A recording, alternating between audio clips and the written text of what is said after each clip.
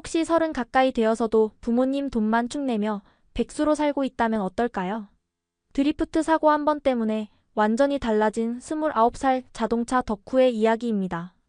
사고로 부모 노후 자금까지 날린 마이클이 아버지로부터 차만 좋아한다면 한국에 가서 기술이라도 배워라는 차가운 최후 통첩을 받았어요. 18개월간 한국에서 깨달은 그 한 가지로 미국에 돌아와 창업한 지 단 1년 만에 상상하지 못했던 변화가 일어났습니다. 백수 아들을 포기했던 아버지가 자랑스러워하며 모든 빚을 갚고 지역에서 가장 잘 나가는 사업가가 되었어요. 절망적이던 백수를 백만장자로 만들어준 그 결정적 비밀은 무엇이었을까요? 이제 마이클의 놀라운 인생 역전 스토리를 함께 만나보시죠. 사실 제가 차에 미친 건 정말 어릴 때부터였어요. 5살 때 아버지가 차고에서 오일 교환하시는 걸 본 순간부터 완전히 매료되었습니다. 다른 아이들이 장난감 자동차를 굴릴 때 저는 진짜 엔진 소리에만 귀를 기울였어요. 아버지 차 시동 걸리는 소리, 기어 변속하는 소리, 브레이크 밟을 때 나는 소리까지 모든 게 신기했습니다. 8살 생일날 아버지가 작은 공구 세트를 선물해 주셨는데 그때 제 인생이 결정된 것 같아요. 드라이버 하나로 시작해서 렌치, 펜치까지 모든 공구를 만져보며 이걸로 뭘 할 수 있을까 상상하는 게 제일 재미있었습니다. 12살 때는 동네 폐차장 아저씨와 친해져서 방과 후마다 그곳에 놀러 갔어요. 꼬마야, 너 진짜 차 좋아하는구나. 아저씨가 웃으시며 폐차에서 나온 부품들을 만져보게 해주셨습니다. 처음 엔진을 분해해봤을 때 그 복잡한 구조가 어떻게 조화롭게 돌아가는지 신기해서 밤새 생각했어요. 고등학교 때는 친구들이 농구나 축구할 때 저는 혼자 자동차 잡지만 봤습니다. 페라리, 람보르기니, 포르쉐 같은 슈퍼카들의 엔진 스펙을 외우는 게 취미였어요. 심지어 수업 시간에도 교과서에 자동차 그림을 그리다가 선생님께 혼나기 일쑤였습니다. 마이클, 너 자동차 말고 다른 것도 관심 가져봐라. 어머니가 걱정스럽게 말씀하셔도 전혀 귀에 들어오지 않았어요. 자동차만 있으면 세상에 무서울 게 없다고 생각했습니다. 졸업 후 대학 진학은 생각도 안 했어요. 차 관련 일을 하고 싶다고 부모님께 말씀드렸지만 그럼 제대로 된 자동차 회사에 취직해라라는 대답만 돌아왔습니다. 하지만 저는 남이 시키는 일보다는 제가 직접 만지고 개조하는 게 좋았어요. 20살 되자마자 아르바이트로 모은 돈으로 중고 스포츠카를 샀습니다. 빨간색 혼다 12기였는데 처음 핸들을 잡았을 때의 그 떨림을 지금도 기억해요. 드디어 내 차다 하는 기쁨으로 가슴이 터질 것 같았습니다. 그때부터 진짜 미친 듯이 차에만 매달렸어요. 엔진 오일부터 시작해서 에어필터, 점화 플러그, 배기 시스템까지 하나씩 바꿔가며 성능을 업그레이드했습니다. 친구 톰이 너 정말 천재 아니야? 혼자서 어떻게 저런 걸 다 해? 라고 감탄했을 때 제가 얼마나 뿌듯했는지 몰라요.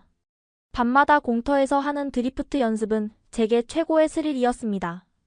타이어가 끽끽거리는 소리, 엔진이 으르렁거리는 소리, 코너를 돌 때 느껴지는 중력의 변화까지 모든 게 완벽했어요. 이게 진짜 사는 거지 하며 스스로 만족했습니다. 그런데 여기서 놀라운 일이 벌어졌어요. 동네 친구들이 제 차를 보고 야, 마이클 차 진짜 빠르다 소리도 완전 달라졌네 하며 부러워하기 시작한 겁니다. 그러더니 하나둘씩 자기 차도 튜닝해달라고 부탁했어요. 처음에는 그냥 재미 삼아 도와줬는데 결과가 생각보다 좋았습니다. 제이크의 낡은 세단을 만져줬더니 마력이 눈에 띄게 올라갔고 브라이언의 트럭은 소음이 완전히 사라졌어요. 마이클, 너 진짜 재능 있다. 정비소 차려도 되겠는데 하는 칭찬을 들으며 자신감이 하늘 높이 치솟았습니다. 그때부터 용돈벌이가 시작됐어요. 간단한 오일 교환부터 복잡한 엔진 튜닝까지 이것저것 맡기는 사람들이 늘어났습니다. 한 달에 $500씩은 벌 수 있었는데 당시 제게는 큰 돈이었어요. 이거면 충분히 먹고 살 수 있잖아 하며 더욱 자동차에만 빠져들었습니다. 하지만 부모님 입장에서는 전혀 다르게 보이셨나 봐요. 25살이 넘어도 정식 직장 없이 차고에서만 뒹굴거리는 아들을 보시는 심정이 어땠을까요? 언제까지 이럴 거냐, 마이클. 친구 데이빗은 은행에서 일하고 로버트는 회계사 됐는데 아버지의 목소리에는 점점 실망감이 쌓여가고 있었어요. 하지만 저는 곧 큰 돈 벌 거예요. 제가 완전히 개조한 차로 레이싱 대회만 나가면이라며 핑계만 댔습니다. 28살이 되던 해에는 상황이 더욱 악화됐어요. 친구들이 하나둘씩 결혼하고 가정을 꾸려가는데 저만 혼자 차고에 박혀서 기름때 묻은 옷을 입고 살았습니다. 어머니가 마이클, 정말 이래도 되는 거니? 나이가 벌써 28이야 라고 눈물을 글썽이며 말씀하실 때 가슴이 찔렸지만 인정하고 싶지 않았어요. 엄마 걱정 마세요. 곧 뭔가 대단한 걸 보여드릴게요. 하지만 속으로는 불안했습니다. 정말 이대로 괜찮을까? 내가 지금 뭘 하고 있는 거지 하는 생각이 밤마다 머릿속을 맴돌았어요. 그럴 때마다 엔진 소리를 더 크게 틀어서 그 생각들을 지워버리곤 했습니다. 그러다가 운명의 그날이 찾아왔어요. 29살 되던 해 4월 어느 토요일 새벽이었습니다. 친구들과 함께 평소보다 더 외진 곳에서 드리프트 연습을 하고 있었어요. 그날따라 제 차 컨디션이 너무 좋아서 기분이 최고조였습니다. 오늘 완전 날이네. 톰이 소리쳤고 저도 신나서 액셀러레이터를 더 깊게 밟았어요. 그 순간까지는 모든 게 완벽했습니다. 타이어와 아스팔트가 마찰하는 소리, 엔진이 포효하는 소리, 친구들의 환호성까지 모든 게 조화롭게 어우러졌어요. 그런데 그 유명한 S커브에서 일이 벌어졌습니다. 평소 같으면 당연히 성공했을 텐데 그날은 뭔가 달랐어요. 뒷바퀴가 예상보다 더 많이 미끄러지면서 차가 통제를 벗어나기 시작했습니다. 앗! 핸들을 아무리 돌려도 차는 제 의도대로 움직여주지 않았어요. 슬로우 모션처럼 느껴지는 몇 초 동안 저는 이번엔 정말 큰일 났구나 하는 생각밖에 할 수 없었습니다. 쾅! 엄청난 충격과 함께 차가 가드레일을 들이받았어요. 에어백이 터지면서 순간 정신이 아찔했습니다. 다행히 큰 부상은 없었지만 제가 그토록 아꼈던 차는 완전히 박살이 나버렸어요. 보닛은 구겨지고 범퍼는 떨어져 나갔으며 앞유리는 거미줄처럼 금이가 있었습니다. 마이클 괜찮아? 친구들이 달려와서 저를 부축해줬지만 정신이 멍했어요. 3년간 혼신을 다해 키워온 제 차가 한순간에 고철 덩어리가 되어버린 현실을 받아들일 수 없었습니다. 더 큰 문제는 가드레일 수리비와 견인비, 그리고 제 차 처리비까지 합쳐서 엄청난 돈이 필요하다는 거였어요. 경찰관이 총 피해액이 1만 5천 달러 정도 될 것 같다고 말했을 때 다리에 힘이 풀렸습니다. 경찰서에서 연락을 받고 달려오신 아버지의 얼굴을 평생 잊지 못할 거예요. 분노와 실망과 절망이 뒤섞인 표정으로 저를 바라보시던 그 눈빛 말입니다. 말 한마디 없이 서류를 처리하시는 아버지의 뒷모습을 보면서 가슴이 찢어질 것 같았어요. 집으로 돌아가는 차 안은 정말 조용했습니다. 아버지도 저도 아무 말 없이 그냥 앞만 바라보며 달렸어요. 그 침묵이 어떤 꾸중보다도 무서웠습니다. 그날 밤 부모님이 나누신 대화를 방 문틈으로 들었어요. 여보, 우리가 뭘 잘못했을까요? 마이클이 왜 저렇게 됐을까요? 어머니가 흐느끼시는 소리가 들렸습니다. 노후를 위해 평생 모아두신 돈의 절반 이상이 하루아침에 사라진 충격이 얼마나 크셨을까요? 이제 정말 답이 없는 것 같아. 30이 다 되어가는데 계속 이런 식으로 살 수는 없잖아. 아버지의 목소리에는 지쳐버린 부모의 마음이 고스란히 담겨 있었어요. 그 순간 제 가슴에 뭔가 쿵하고 무거운 게 떨어지는 느낌이 들었습니다. 아, 정말로 부모님이 저를 포기하시는구나 하는 절망감이 몰려왔어요. 며칠 동안 집안 분위기는 최악이었습니다. 아버지는 저와 눈도 마주치지 않으셨고 어머니는 한숨만 쉬셨어요. 저도 제 방에 박혀서 나오지 않았습니다. 그러다가 일주일 후 아버지가 저를 부르셨어요. 마이클 나와라. 식탁에 앉아 계신 아버지의 표정은 그 어느 때보다도 단호했습니다. 앞에는 노트북이 켜져 있고 화면에는 뭔가 자료들이 띄워져 있었어요. 너 정말 차를 좋아하는 거 맞지? 네, 아버지. 그럼 제대로 배워봐라. 한국에 가서. 순간 무슨 말인지 이해가 안 됐어요. 한국이라니 그게 어디 있는 나라인지도 정확히 몰랐는데 말입니다. 한국이 지금 전기차랑 배터리 기술로 세계 최고야. 현대자동차, 기아자동차, 삼성, LG화학, SK이노베이션 이런 회사들 들어봤지? 거기서 진짜 기술을 배워와라. 화면에는 한국의 전기차 기술과 정비 교육 과정에 대한 자료들이 가득했습니다. 아버지가 며칠 동안 밤새 알아보신 거였어요. 하지만 아버지, 저는 한국말을 전혀 못하는데요. 그것도 배우면 되지. 차를 진짜로 배우려면 그 정도 노력은 해야 하는 거 아니냐. 그리고 책상 서랍에서 꺼내신 게 편도 항공권이었습니다. 왕복이 아니라 편도 말이에요. 돌아올 생각은 하지 마라. 거기서 진짜 사람이 되어서 연락해라. 더 이상 우리한테 기댈 생각도 하지 마라. 아버지의 목소리는 차가웠지만 그 속에서 마지막 희망을 걸고 계신다는 걸 느낄 수 있었어요. 정말로 저를 포기하신다면 이런 기회조차 주지 않으셨을 거니까요. 그날 밤 잠이 오지 않아서 인터넷으로 한국에 대해 찾아봤습니다. K-팝, 한국 드라마, 김치, 불고기 정도만 알고 있던 나라였는데 찾아보니 정말 대단했어요. 자동차 생산량 세계 5위, 전기차 배터리 점유율 세계 1위, 반도체 기술 최고 수준이라는 자료들이 쏟아져 나왔습니다. 정말 가야 하나? 100번도 넘게 스스로에게 물어봤지만 다른 선택이 있을까요? 집에서 더 눈치 보며 지낼 수도 없고 부모님께 더 이상 폐를 끼칠 수도 없었어요. 출발하기 전날 밤 어머니가 조용히 제 방에 오셨습니다. 마이클, 엄마는 네가 정말 잘 됐으면 좋겠어. 한국에 가서 새로운 기회를 잡으렴. 어머니도 우시면서 말씀하셨지만 저를 보내야 한다는 걸 알고 계셨어요. 그 순간 정말 눈물이 날 뻔했습니다. 공항에서 체크인을 하면서 아버지가 마지막으로 하신 말씀이 지금도 생생해요. 차를 좋아하는 건 나쁘지 않다. 하지만 취미와 일은 다른 거야. 한국에서 진짜 프로가 되어서 돌아와라. 비행기에 오르면서 창밖을 내려다봤어요. 제가 29년간 살아온 모든 것들이 점점 작아져 보였습니다. 그 순간 무서웠어요. 정말로 혼자서 완전히 낯선 나라에 가서 새로운 인생을 시작할 수 있을까 하는 두려움이 몰려왔어요. 하지만 동시에 이상한 설렘도 있었습니다.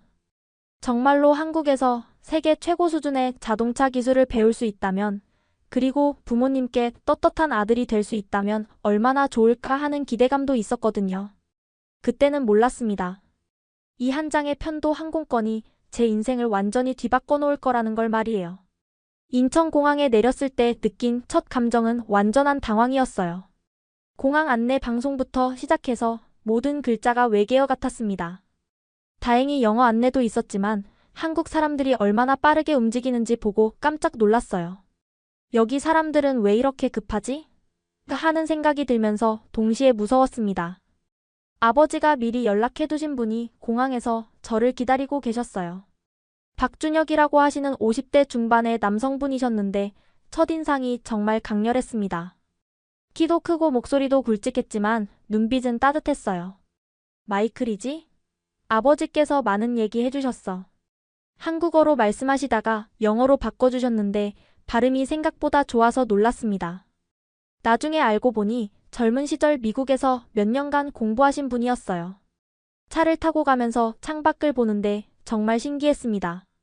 고층 아파트들이 끝없이 늘어서 있고 도로는 복잡하지만 질서정연했어요.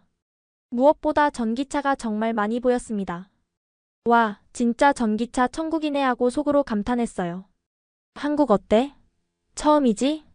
준혁 아저씨가 물어보시자 저는 솔직하게 대답했습니다. 너무 다르네요.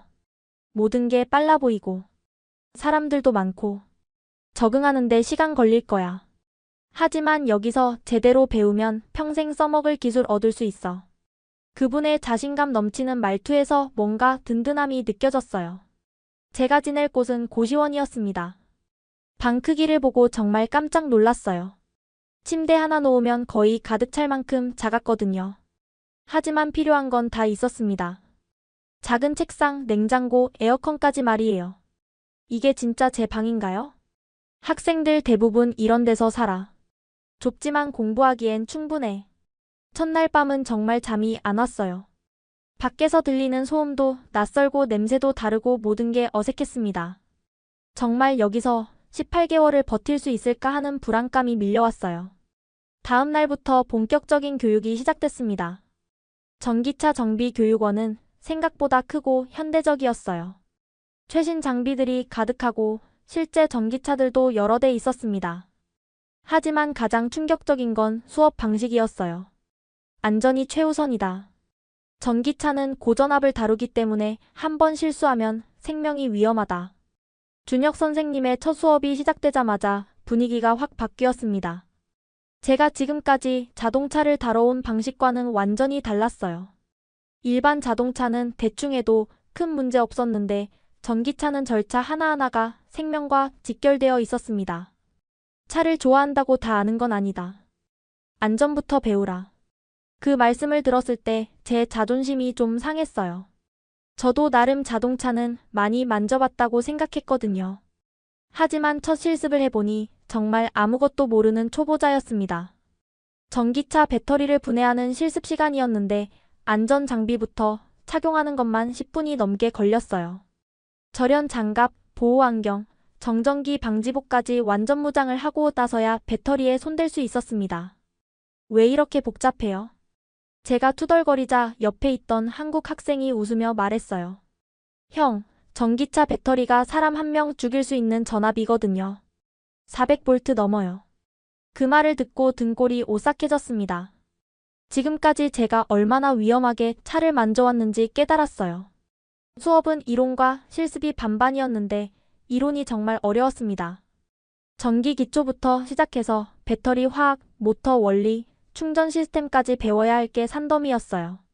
한국어로 된 교재를 보면서 영어 번역본과 계속 비교해가며 공부했습니다. 그런데 며칠 지나니까 신기한 일이 벌어졌어요. 한국어 단어들이 조금씩 들리기 시작한 거예요. 특히 자동차 관련 용어들은 금방 외웠습니다. 배터리, 모터, 인버터, 차저 같은 단어들이 자연스럽게 입에서 나왔어요. 마이클, 한국말 빨리 늘어요. 같은 반 학생 김철수가 감탄하며 말했습니다. 사실 저도 놀랐어요. 언어에 재능이 있다는 생각은 해본 적이 없었거든요. 하지만 진짜 변화는 선생님의 딸을 만나면서부터였어요. 이름이 지은이라고 하는 25살 여성이었는데 자동차 디자인을 전공하는 대학원생이었습니다. 처음 만난 건 교육원에 점심을 가져다 주러 온 날이었어요. 저는 혼자 구석에서 샌드위치를 먹고 있었는데 갑자기 앞에 그림자가 지더니 누군가 말을 걸었습니다. 외국인이세요? 고개를 들어보니 정말 예쁜 여성이 서 있었어요. 키는 작지만 눈이 똘똘하고 목소리도 또렷했습니다. 네, 미국에서 왔어요. 아, 아버지가 말씀하신 그 미국 학생이군요. 마이클이죠? 그때 알았어요. 준혁 아저씨의 딸이구나 하고 말이에요.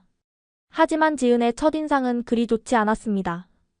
허드렛일이나 하는 외국인이 뭘 배우러 왔나 했더니 직접적으로 말하지는 않았지만 표정과 말투에서 저를 무시하는 게 느껴졌어요.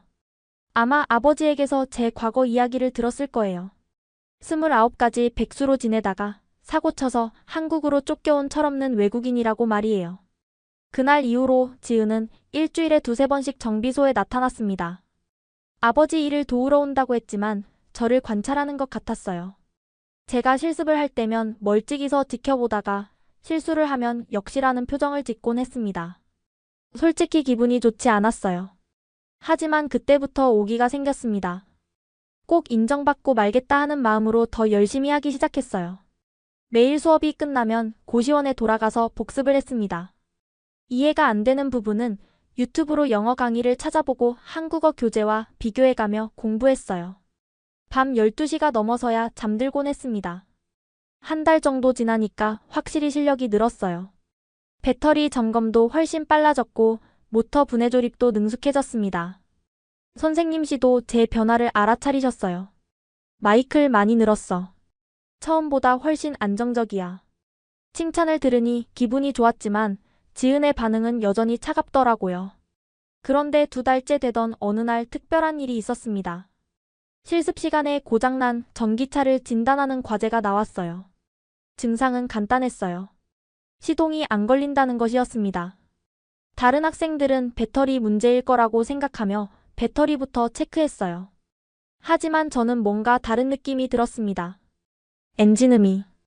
아니지, 전기차니까 모터음이 평소와 달랐어요. 혹시 냉각 시스템 문제 아닐까요? 제가 말하자 아저씨가 눈을 번쩍이셨습니다. 왜 그렇게 생각해? 모터 쪽에서 나는 소리가 평소와 다른 것 같아요. 냉각팬이 돌지 않는 소리 같은데. 실제로 체크해보니 정답이었어요. 냉각팬 모터가 고장나서 과열보호 기능이 작동한 거였습니다. 다른 학생들은 모두 감탄했고 선생님도 놀라셨어요. 대단한데? 어떻게 알았어? 예전에 일반 자동차 만질 때 비슷한 경험이 있어서요. 그때 지은이 수업을 듣고 있었거든요. 처음으로 저를 다른 시선으로 바라보는 것 같았어요. 하지만 진짜 변화는 석 달째부터였습니다. 저는 매일 남들보다 한두 시간씩 더 연습했어요. 교육원 문을 닫을 때까지 남아서 실습하고 집에 가서도 이론 공부를 계속했습니다. 마이클, 너무 무리하지 마. 건강도 생각해야지.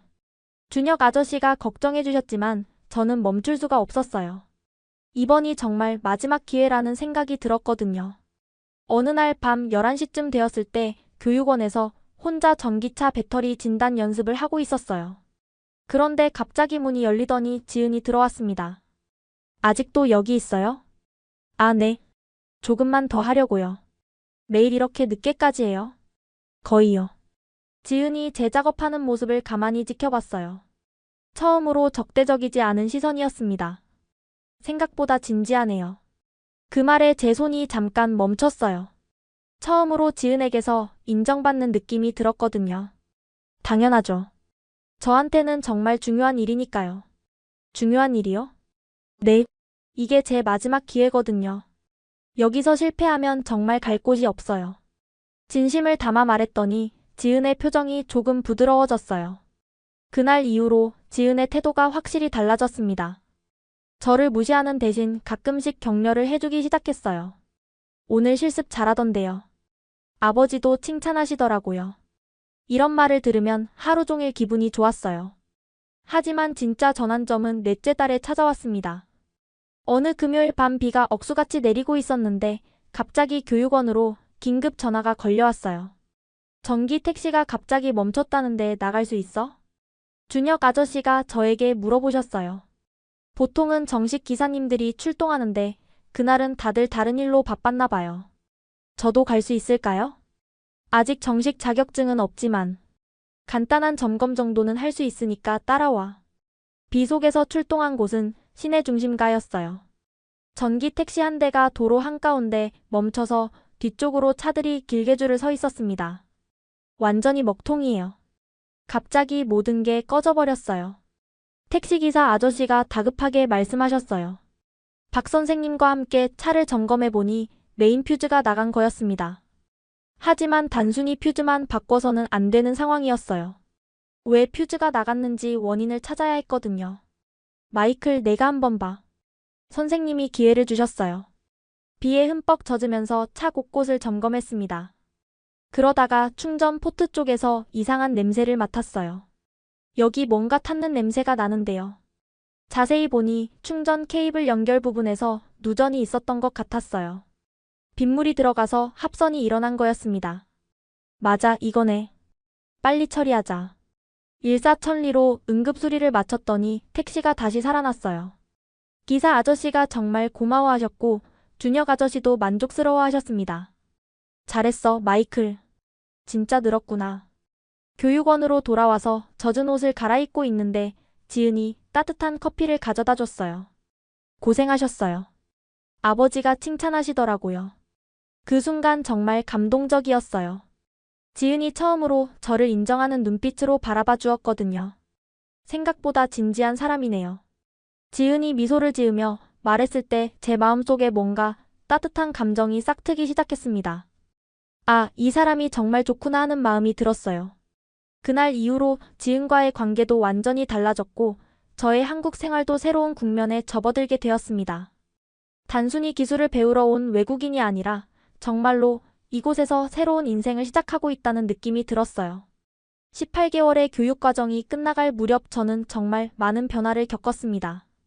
한국어도 일상 대화는 무리 없이 할 수 있게 됐고 전기차 정비 기술도 한국 학생들과 비교해서 뒤떨어지지 않을 정도가 되었어요.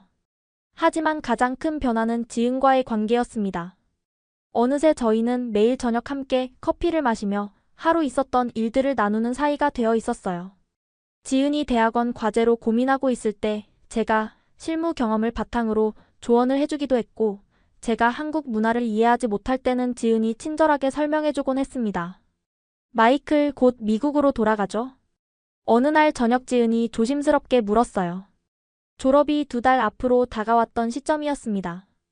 네, 아마도요. 사실 복잡한 심정이었어요.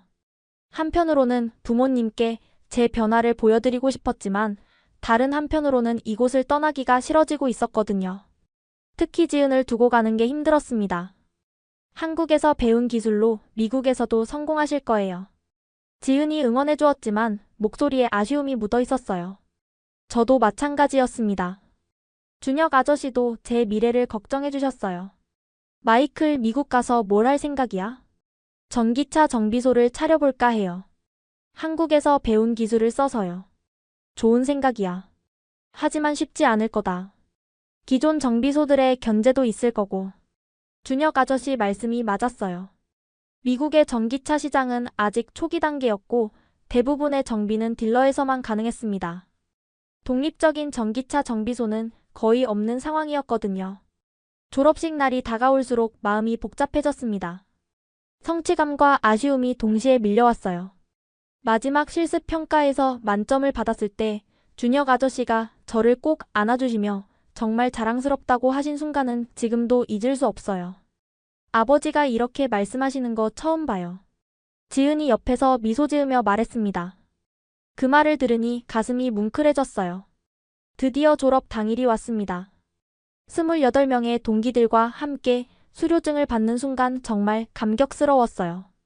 18개월 전 아무것도 모르는 채 한국에 온 철없는 청년이 이제는 전문 기술을 가진 정비사가 되어 있었으니까요. 졸업 후 바로 미국으로 돌아갈 예정이었는데 준혁 아저씨가 뜻밖의 제안을 하셨어요. 마이클, 중고 장비 몇 개 가져가지 않을래? 창업 자금이 부족하다고 했으니까. 정말 고마운 제안이었습니다.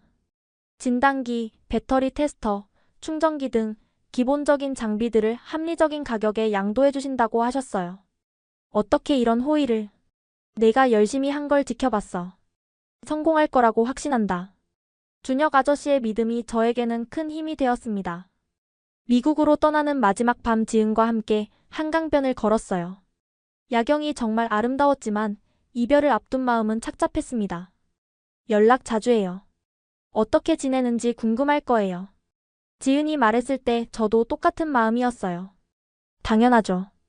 사업이 잘 되면 지은 씨도 미국에 놀러 와요. 정말요? 약속이에요. 그렇게 약속을 나누며 헤어졌습니다. 인천공항에서 미국행 비행기에 올랐을 때의 기분은 18개월 전과 완전히 달랐어요. 그때는 두려움과 절망감이었다면 이번에는 설렘과 기대감이었습니다. 가방 안에는 한국에서 받은 자격증과 준혁 아저씨가 써주신 추천서, 그리고 지은이 선물한 행운의 부적이 들어있었어요. 고향에 도착했을 때 부모님의 반응은 놀라웠습니다. 공항에 마중 나오신 아버지가 저를 보시더니 눈을 크게 뜨셨어요. 마이클 많이 달라졌구나. 확실히 달라져 있었어요. 체중도 빠지고 자세도 더 당당해졌고 무엇보다 눈빛이 완전히 바뀌어 있었습니다. 집에서 한국에서 배운 것들을 설명해드렸을 때 부모님이 정말 놀라셨어요. 전기차 배터리 구조부터 시작해서 안전규정, 진단 방법까지 전문 용어를 섞어가며 설명하는 제 모습을 믿기 어려워하셨거든요. 정말 우리 아들 맞나? 어머니가 신기해하시며 말씀하실 때 저도 스스로가 신기했습니다. 하지만 진짜 시험은 지금부터였어요. 창업 준비를 시작하면서 현실의 벽에 부딪혔거든요. 일단 장소를 구하는 것부터 쉽지 않았습니다. 전기차 정비에 적합한 곳은 임대료가 비쌌고 저렴한 곳은 전기 설비가 부족했어요. 한 달 동안 수십 곳을 돌아다닌 끝에 시내에서 조금 떨어진 곳에 작은 창고를 하나 구했습니다. 넓지는 않았지만 전기차 선호대는 동시에 작업할 수 있는 공간이었어요. K-테크 EV 클리닉이라는 간판을 달고 정식 개업했을 때 정말 뿌듯했습니다. 한국에서 배운 기술의 정수를 담은 저만의 정비소가 드디어 문을 연 거예요. 하지만 현실은 냉혹했습니다. 첫 한 달 동안 손님이 거의 없었어요. 가끔 지나가던 사람이 구경하고 가는 게 전부였습니다. 전기차를 타는 사람들도 대부분 딜러 정비소를 이용했거든요. 이상하네, 기술은 확실한데 왜 손님이 없지? 혼자 중얼거리며 고민하던 중 문제를 깨달았습니다. 아무도 저를 믿지 않는다는 거였어요. 젊은 외국인이 운영하는 정비소에 비싼 전기차를 맡기고 싶어 하지 않았던 겁니다. 그때 한국에서 배운 차별화 전략을 떠올렸어요. 빠른 진단과 정확한 보고였습니다. 기존 정비소들이 며칠씩 걸리는 진단을 2시간 만에 끝내자는 전략이었어요. 현장 출동 서비스도 시작했습니다. 진단 장비를 벤에 싣고 고객이 있는 곳으로 직접 찾아가는 서비스였어요. 한국에서는 당연한 일이었지만 미국에서는 혁신적인 아이디어였습니다. 첫 번째 출동 서비스는 정말 기억에 남아요. 회사 주차장에서 갑자기 시동이 안 걸린다는 전기차 때문이었습니다. 다른 정비소에서는 견인차로 가져와야 한다고 했는데 저는 현장에서 바로 진단해드렸어요. 와, 정말 2시간 만에 끝나네요. 고객이 감탄하며 말했을 때 자신감이 생겼습니다. 한국에서 배운 기술이 통하고 있다는 걸 실감했어요. 그 고객이 SNS에 후기를 올린 게 전환점이었습니다. 한국식 2시간 점검이라는 별명이 붙으면서 입소문이 나기 시작했어요. 특히 겨울철 배터리 성능 저하 문제를 해결해주면서 더욱 유명해졌습니다. 택시회사에서 먼저 연락이 왔어요. 전기 택시들이 추운 날씨에 주행거리가 급격히 떨어지는 문제 때문이었습니다. 기존 정비소에서는 원래 그런 거다라고만 했는데 저는 구체적인 해결책을 제시했어요. 배터리 히팅 시스템 최적화, 타이어 공기압 조정, 에어컨 사용 패턴 개선 등 종합적인 솔루션을 제공했더니 주행거리가 눈에 띄게 늘어났습니다. 이런 정비소가 있었다니. 택시회사 사장이 감탄하며 다른 업체들에게 소개해 주었어요. 곧 배달 업체들도 몰려들기 시작했습니다. 사업이 본격적으로 궤도에 오르면서 정말 바빠졌어요. 하루에 10대가 넘는 차를 봐야 할 때도 있었습니다. 하지만 행복했어요.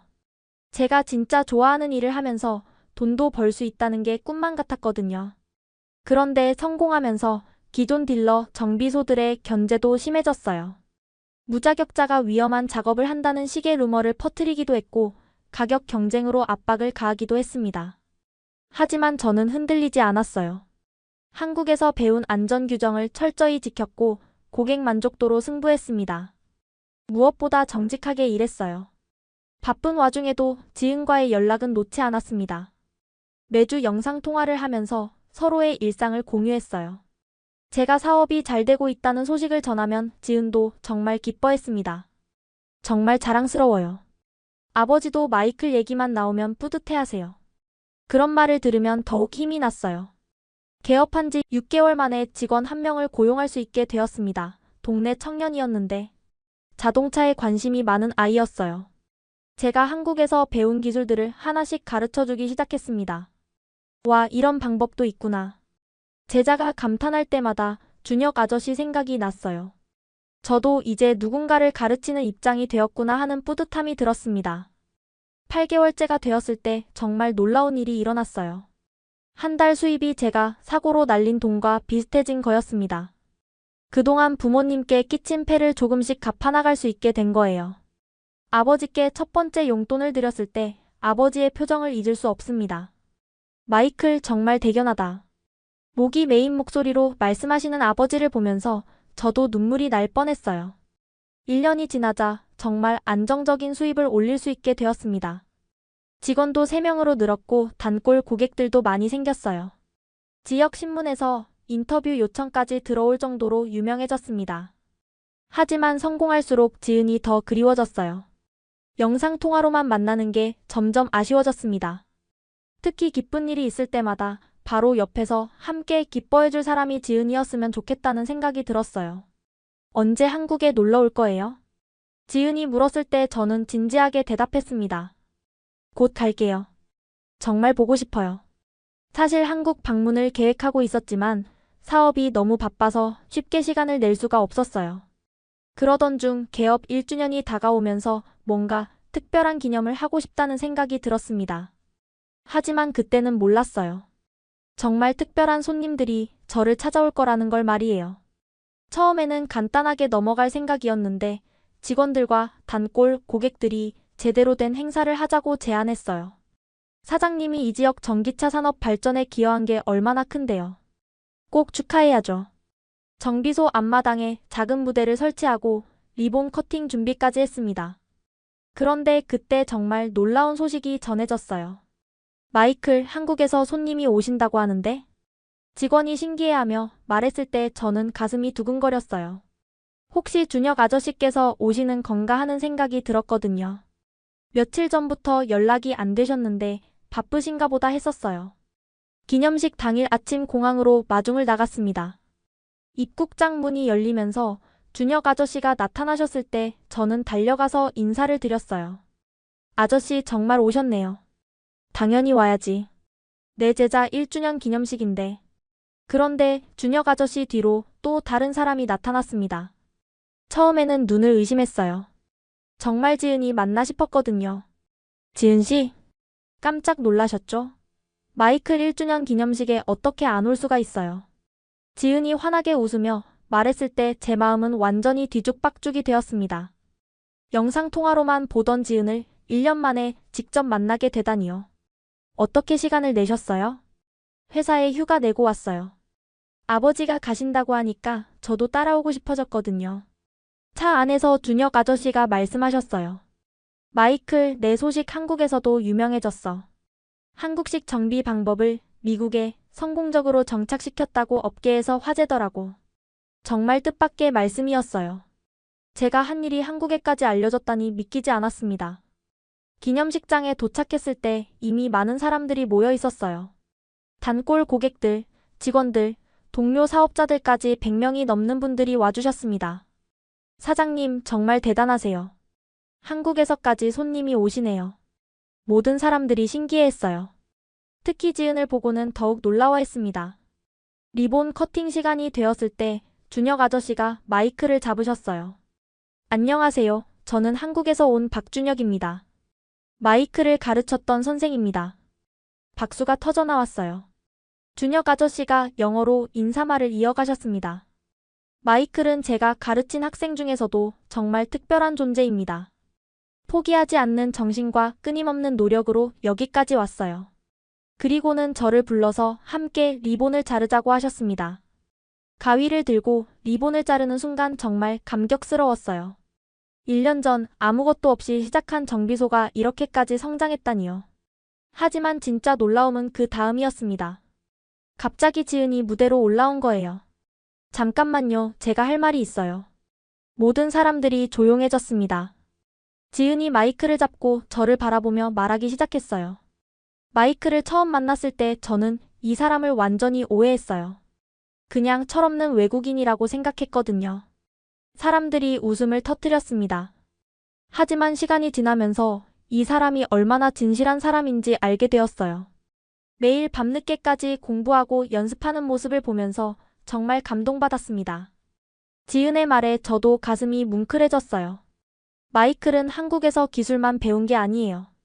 책임감도 배웠고 인내심도 배웠어요. 그리고 지은이 잠깐 말을 멈추더니 저에게 다가왔습니다. 사랑도 배워갔죠. 그러면서 제 손을 잡았어요. 그 순간 모든 사람들이 환호성을 질렀습니다. 저는 너무 놀라서 말이 나오지 않았어요. 마이클, 저도 당신을 사랑해요.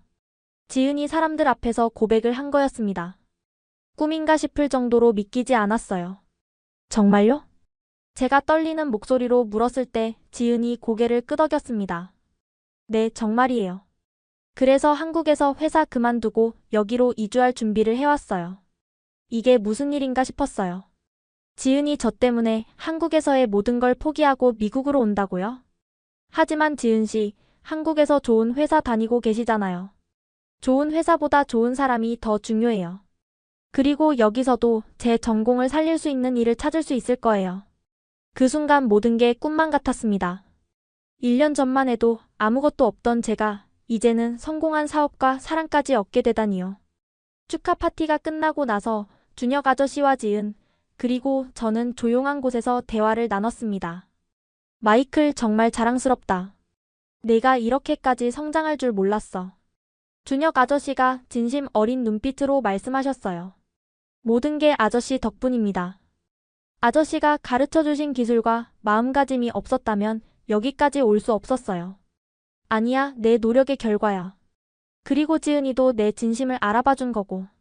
지은이 제 손을 꼭 잡으며 말했어요. 당신이 한국에서 보여준 변화가 저를 감동시켰어요. 처음에는 그냥 외국인 학생이라고 생각했는데 점점 다른 모습을 보여주시더라고요. 그날 밤 저는 정말 많은 생각을 했습니다. 2년 전만 해도 29살의 백수 청년이었던 제가 지금은 성공한 사업가이자 사랑받는 사람이 되어 있었어요. 모든 게 한국행 비행기 티켓 한 장에서 시작되었다는 게 신기했습니다. 며칠 후 준혁 아저씨는 한국으로 돌아가셨지만 지은은 미국에 남기로 했어요. 이민 수속을 밟으면서 저와 함께 새로운 인생을 시작하겠다고 했습니다. 정말 괜찮아요? 한국에서의 모든 걸 포기하고요? 괜찮아요. 사랑하는 사람과 함께라면 어디든 좋아요. 지은의 그 말을 들으면서 저는 깨달았습니다. 저는 추방당한 게 아니었어요. 오히려 2개의 소중한 초대장을 받은 거였습니다. 하나는 배움의 초대장이었고 다른 하나는 사랑의 초대장이었어요. 지금 생각해보면 아버지가 저에게 편도 티켓을 주신 게 정말 최고의 선택이었던 것 같아요. 만약 왕복 티켓이었다면 저는 아마 제대로 배우지도 못하고 그냥 돌아왔을지도 모르거든요. 이제 저는 확신을 가지고 말할 수 있습니다. 좋아하는 걸 제대로 배우면 인생이 완전히 바뀝니다. 저는 기술을 통해 성공했고 사랑을 통해 완성되었어요. 한국은 제게 이 2가지를 모두 가르쳐준 나라였습니다. 그리고 무엇보다 중요한 건 포기하지 않는 마음이었어요.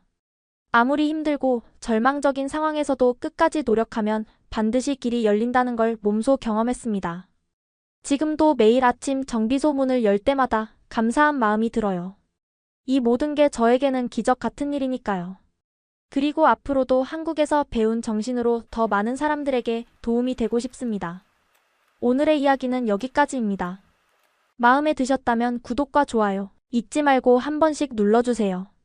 소중한 시간 함께 해주셔서 진심으로 감사드리고 앞으로도 더 깊은 이야기로 여러분을 찾아뵐게요.